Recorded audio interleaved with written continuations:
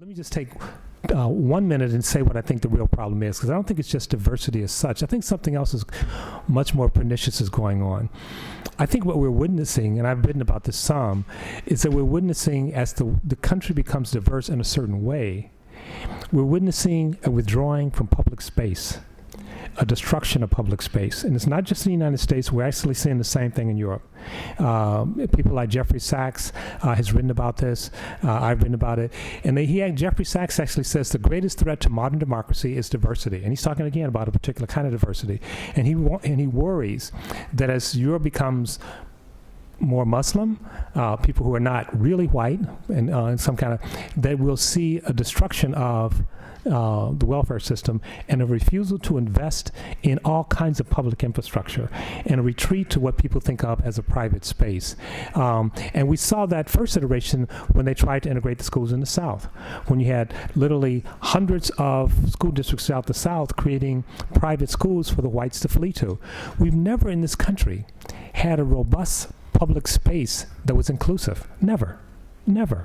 We had short periods, maybe Reconstruction and other times, but or you think about the New Deal. The New Deal worked because you excluded so many people. And then the Civil Rights Movement was another effort to create a public space which is really diverse. We have not embraced that as a country. It's not just schools, it's housing, it's infrastructure, it's everything. It's gated communities.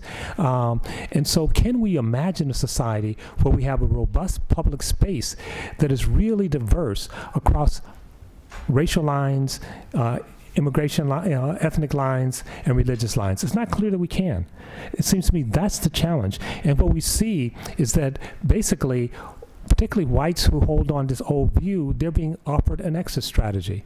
An exit strategy in the form of charter schools, an exit strategy in terms of private schools, an exit strategy in terms of home learning.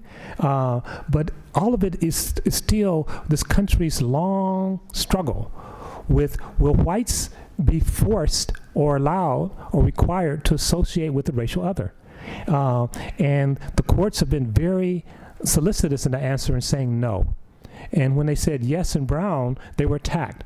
Well, Wexler says, what about the rights of whites who don't want to associate? And in a sense, that's what the court has given us now. Milligan, that's really what it is. If you live in the suburbs, you don't have to associate with people in the city.